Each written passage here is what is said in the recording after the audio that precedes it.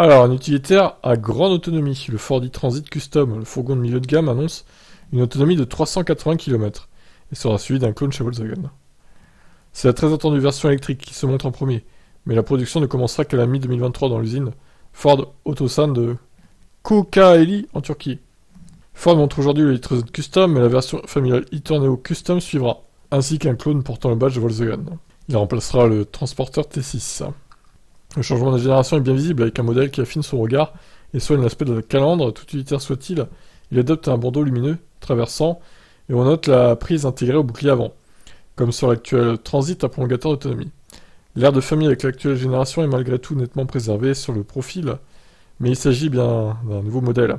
En témoigne le nouveau dessin du pied A, les essuie-glaces classiques et non plus antagonistes, ou encore la vitre avant sans déflecteur. L'esprit d'un fourgon d'allure dynamique est donc préservé. Donc, les autonomies.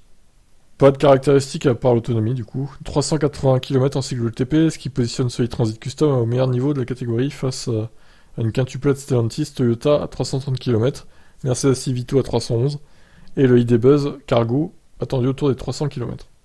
On ne connaît ni en revanche la capote batterie, ni la puissance du moteur, ni même la puissance de charge. Ça c'est un peu dommage. À ce chapitre, Ford se contente pour le moment d'indiquer une charge rapide en courant continu. Les autres éléments mis en valeur par le constructeur sont une capacité de remorquage préservée et la présence à bord de prises de courant sous l'appellation Pro Power On Board. De quoi utiliser des outillages électriques sur un chantier dépourvu d'électricité, ce qui entamera logiquement l'autonomie. Oui, enfin bon, ces outils, ça dépend lesquels, mais je pense pas qu'ils consomment énormément d'énergie. Ça dépend lesquels, encore une fois. Rappelons que ce e-Transit Custom vient en complément du grand e-Transit et qu'un petit e-Transit courrier est attendu pour 2024. Seul le e-Transit Connect n'aura pas de version électrique et se contentera de l'hybride rechargeable. Bon, bonne nouvelle hein, pour ceux qui cherchent un utilitaire à autonomie, on va dire, acceptable. 380 km, j'avoue que ça commence à être pas mal. Dommage qu'on n'ait pas les autres caractéristiques, du coup, comme la puissance moteur, la vitesse de recharge, etc. Mais bon, il y a de l'idée, en tout cas. Malheureusement, il va falloir attendre un an, mi-mai 2023.